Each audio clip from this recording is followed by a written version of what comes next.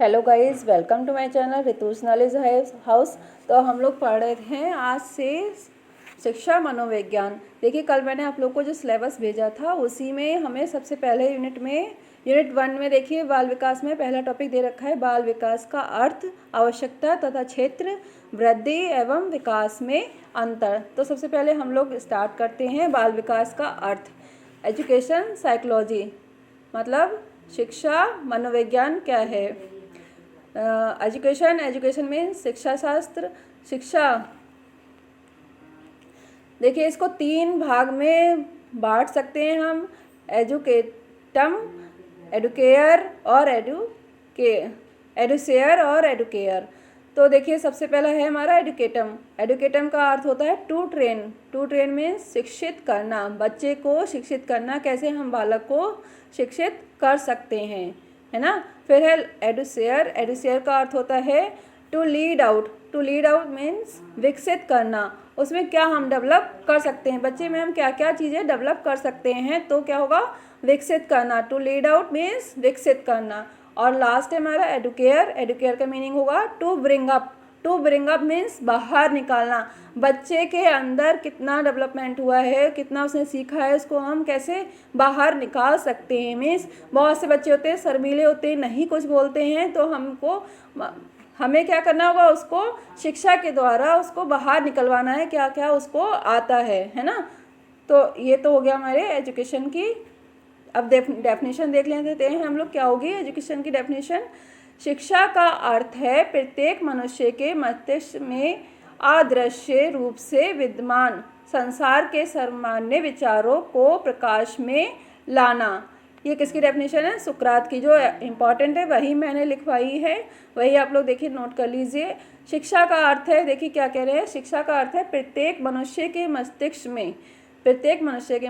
में क्या करना, अदृश्य रूप से विद्वान संसार के सर्वमान्य विचार, मतलब जो उसके अंदर विचार हैं उनको प्रकाश में लाना, उनको मतलब उनके जो उसके मस्तिष्क में जो विचार हैं उसको हम कैसे प्रकाश में ला सकते हैं। तो ये डेफिनेशन थी सुकरात की, ठीक है, ये इंपॉर्टेंट डेफिनेशन है, वही मैंने लिखवाई है। सेकंड है शिक्षा वह प्रक्रिया है जिसके द्वारा बालक की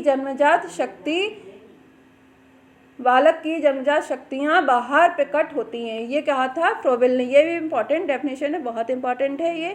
शिक्षा एक ऐसा माध्यम है, मीन समझिए, देखिए, शिक्षा एक ऐसा माध्यम है जिसके द्वारा हम बालक की जन्मजात शक्तियाँ, जो उसके जन्मजात के मतलब जो कह सकते हैं कि उसके अंदर जो शक्तियाँ हैं उसको हम बाहर निकाल सकते हैं, उसको हम प्रकट करवा सकते हैं कि बच्चा क्या क्या जानता है। फिर इसके बाद में साइकोलॉजी में मनोविज्ञान। देखिए, शिक्षा के बारे में हमने पढ़ लिया, अलग अलग हम पढ़े हैं, शिक्षा मनोविज्ञान के बारे में पढ़े हम। तो पहले हमने पढ़ा शिक्षा के बारे में, फिर हम पढ़ेंगे मनोविज्ञान। साइकोलॉजी में मनोविज्ञान यूनानी भाषा के साइको प्लस लोगस से बना है ये, है ना। तो क्या हो गया ये साइकोलॉजी। तो साइको का अर्थ होता है सोल और लोगस का अर्थ होता है साइंस।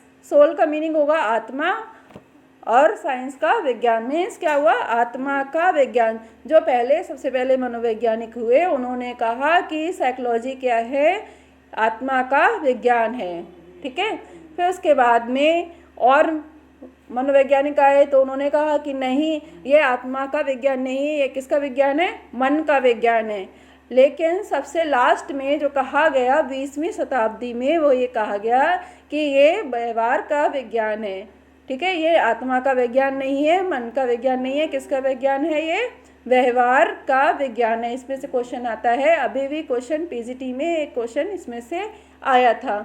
तो ये किसने कहा था, वीएफ स्किनर, वाटसन, वुडवर्थ।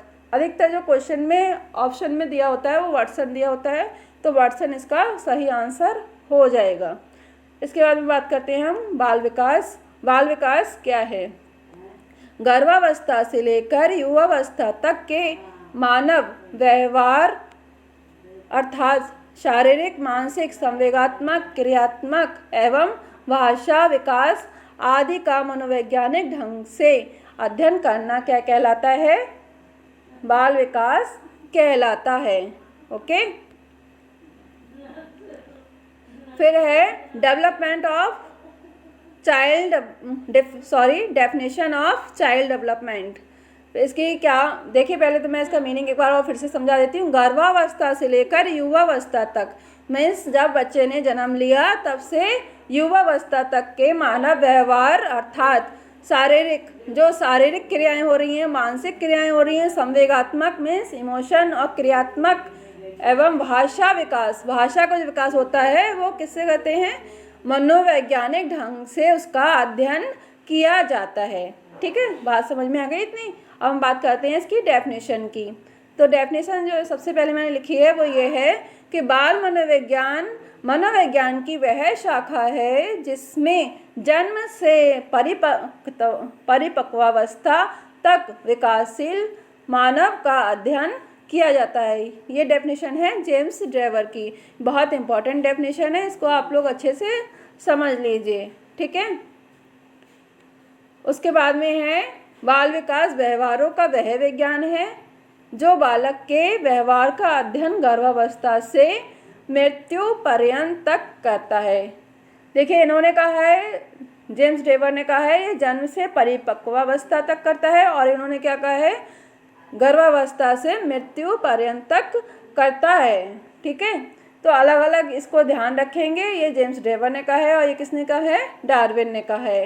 एक क्रो एंड क्रो की डेफिनेशन है, ये भी इम्पॉर्टेंट है। बाल विकास वह वैज्ञानिक अध्ययन है जो व्यक्ति के विकास का अध्ययन गर्भ काल से प्रारंभ होकर किशोरावस्था तक की प्रारंभिक अवस्था तक करता है। क्रो एंड क्रो क्या कहते हैं कि गर्भ काल से, जब तक बच्चे ने गर्भ काल में जन्म लिया तब से किशोरावस्था की प्रारंभिक अवस्था जो मानी जाती है तब तक का अध्ययन क्या कहलाता है, बाल मनोविज्ञान कहलाता है। ठीक है, तो इतनी बात आप लोगों को क्लियर हो गई। ये तीनों डेफिनेशन बहुत इंपॉर्टेंट है, आप तीनों देख लीजिएगा। इसके बाद में हम बात करते हैं, नेक्स्ट टॉपिक था हमारा आवश्यकता एवं महत्व। बाल विकास के अध्ययन की आवश्यकता क्यों पड़ती है हमें, है ना। अगर हम किसी बच्चे की हमें उसकी सही जानकारी लेनी है, कुछ भी करना है, तो हमें उसकी आवश्यकता पड़ेगी। तो सबसे पहले हम बात करते हैं, फर्स्ट पॉइंट है इसमें सही जानकारी प्राप्त करना।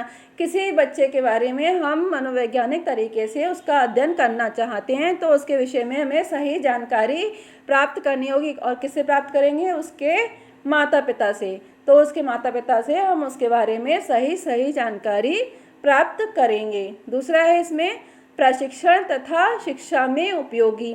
देखिए, ये जो विधि है बाल विकास का अध्ययन करने की, ये किस में उपयोगी है, प्रशिक्षण में तथा शिक्षा में ये उपयोगी विधि मानी जाती है। बालकों की प्रकृति को समझने में उपयोगी। बालकों की प्रकृति मतलब बालकों के बारे में समझ सकते हैं हम कि क्या बच्चा चाहता है।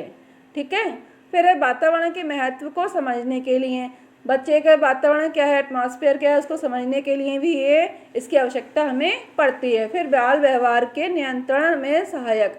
बाल व्यवहार मीन्स बालक कैसा व्यवहार कर रहा है उसको नियंत्रण मतलब कंट्रोल करने में सहायक हो सकते हैं, है ना। तो इसकी आवश्यकता हमें पड़ती है। तो ये पॉइंट सारे इंपॉर्टेंट हैं, इसमें से कोई भी पॉइंट 3-4 पॉइंट दे दिए जाते हैं, फिर आपसे कह दिया जाता है कि इसमें से कौन सा सही है, या 3 दे दिया और लिख दिया उपयुक्त सभी। तो इस टाइप से भी क्वेश्चन आ जाते हैं, आप लोग ध्यान रखेंगे। फिर है नेक्स्ट इसमें बाल निर्देशन में सहायक। निर्देशन मतलब गाइडेंस देना। ठीक है, बच्चे को हम कैसे गाइड कर सकते हैं, तो इसलिए हमें बाल विकास की आवश्यकता की ज़रूरत होती है। फिर है व्यवहार एवं विकास के संबंध में भविष्यवाणी में सहायक।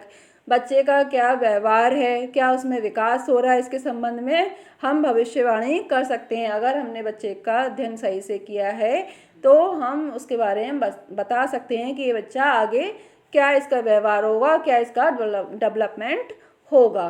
फिर है 8 पॉइंट बालकों के व्यक्तित्व निर्माण में सहायक। तो ये विधि किसमें, बालकों के व्यक्तित्व निर्माण में भी सहायक है। बाल विकास की आवश्यकता क्यों होती है, जिससे हम बालकों के व्यक्तित्व का निर्माण कर सकें, है ना, पर्सनालिटी डेवलपमेंट मीन्स।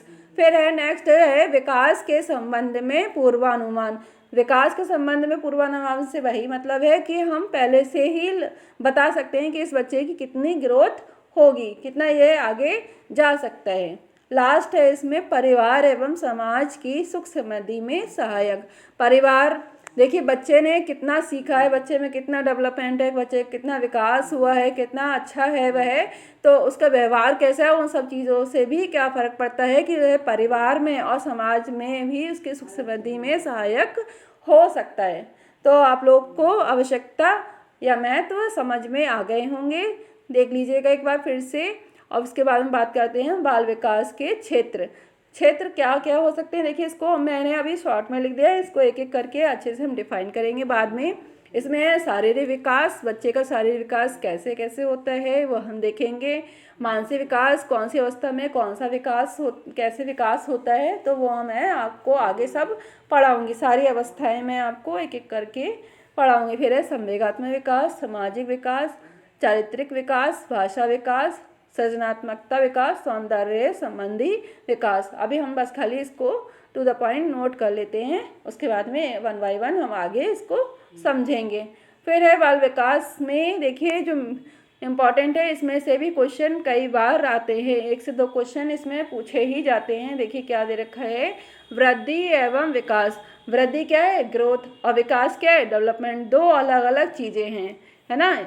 तो वृद्धि कैसे होती है, वृद्धि क्या होता है, एक समय के बाद में रुक जाती है, और डेवलपमेंट विकास जीवन पर्यंत चलता रहता है। वृद्धि एक समय के बाद रुक जाती है, मीन्स बच्चे के क्या है, बच्चा बढ़ रहा है, बढ़ते बढ़ते एक समय के बाद में 18 साल का हुआ, 20 साल का हुआ तो उसकी वृद्धि रुक जाएगी। लेकिन विकास जो है, विकास जीवन पर्यंत चलता रहता है, मतलब जीवन भर चलता रहता है। कुछ ना कुछ उसमें वह हर दिन कुछ नया सीखता रहता है। जब तक हमारा जीवन रहता है, जब तक हम कुछ ना कुछ हर दिन नया सीखते रहते हैं। ऐसा नहीं है कि हमारी अब एज हो गई हम कुछ नहीं सीखेंगे, हम हर दिन कुछ नया सीखते हैं। कभी किसी छोटे से सीखते हैं, कभी किसी बड़े से सीखते हैं, तो हम किसी से भी सीख सकते हैं। तो अब इसमें अंतर देख लेते हैं, क्या अंतर होंगे इसमें वृद्धि में और विकास में। वृद्धि का क्या है, बाह्य रूप से दिखाई देती है।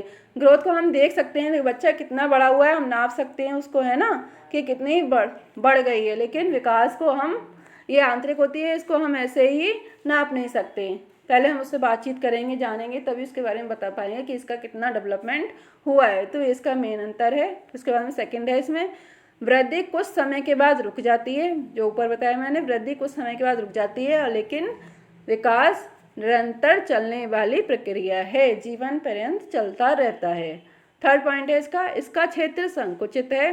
मीन्स क्षेत्र संकुचित से वही मतलब है कि इसका क्षेत्र क्या है, सीमित है। कुछ समय के बाद इसका क्षेत्र खत्म हो जाता है। जब बच्चे की जब तक एज मतलब एज के साथ में बच्चे के क्या होती है, वृद्धि रुक जाती है ना। और इसका क्षेत्र व्यापक होता है। विकास जितना, डेवलपमेंट जितना बच्चा सीखता जाएगा तो आगे उतना ही उसका विकास होता जाएगा, उतना ही उसका डेवलपमेंट होता जाएगा। फिर है फोर्थ, इसमें इसका कोई निश्चित क्रम नहीं होता।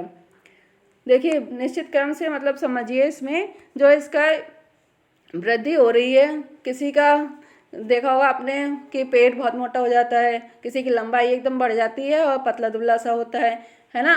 तो कहीं पे भी क्रम इसका कोई निश्चित नहीं होता। इसको हम कह नहीं सकते कि एकदम इसके ग्रोथ बढ़ रही है, तो एकदम ये नहीं कह सकते कि इतनी ग्रोथ बढ़ेगी। किसी का चेहरा बहुत भारी सा हो जाता है, देखा होगा आप लोगों ने, है ना। और ये एक निश्चित क्रम में होती है। डेवलपमेंट हमेशा एक निश्चित क्रम में होता है कि एक के बाद एक बच्चा क्या क्या सीख रहा है, क्रम वाइज ही सीखता है। इसका कोई ना कोई लक्ष्य नहीं होता, इसका कोई लक्ष्य नहीं होता। देखिए वृद्धि तो सभी के हो जाती है, इसका कोई लक्ष्य नहीं माना जाता।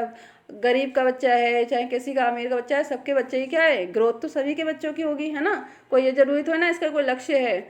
और लेकिन विकास का कोई ना कोई लक्ष्य अवश्य ही होता है। बच्चा अगर कुछ सीख रहा है तो उसके पीछे कोई ना कोई कारण अवश्य ही रहता है। किस वजह से सीख रहा है ये भी बहुत इम्पॉर्टेंट रखता है। अगर हम आज कुछ सीख रहे हैं तो कल हमारे किसी काम में वह आएगा।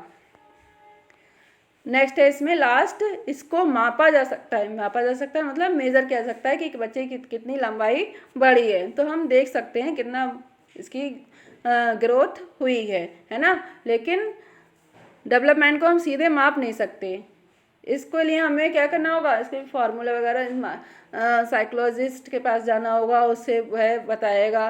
तो सब इसमें बहुत लंबी प्रोसेस आती है, तो इसको हम माप नहीं सकते। तो इतना आप लोग को समझ में आ गया होगा। देखिए मैंने बहुत शॉर्ट में लिखा है और बहुत शॉर्ट में मैंने इसलिए बताने की कोशिश की है, बहुत ज़्यादा मैं टाइम आप लोगों का वेस्ट नहीं करना चाहती हूँ।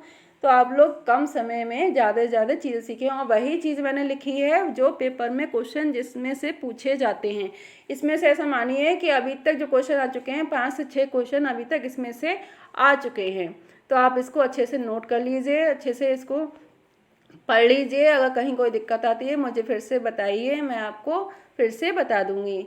और मेरे चैनल को ज़्यादा से ज़्यादा लाइक करें, शेयर करें, चैनल को सब्सक्राइब करें, ज़्यादा लोगों में शेयर करें। और जो लोग मुझसे व्हाट्सएप ग्रुप पर जुड़ना चाहते हैं मुझे कमेंट बॉक्स में लिख सकते हैं, तो मैं उनको ग्रुप में, मेरा ग्रुप बना हुआ है उसमें मैं आप लोग को ऐड कर लूँगी। इसके बाद में देखिए जब हमारी यूनिट ये फिनिश हो जाएगी उसके बाद में मैं क्वेश्चन देना स्टार्ट करूँगी आप लोगों को, जिससे आप लोग क्वेश्चन के माध्यम से इसको और ज़्यादा क्लियर कर पाएंगे। ओके, तो आज के लिए बस इतना ही।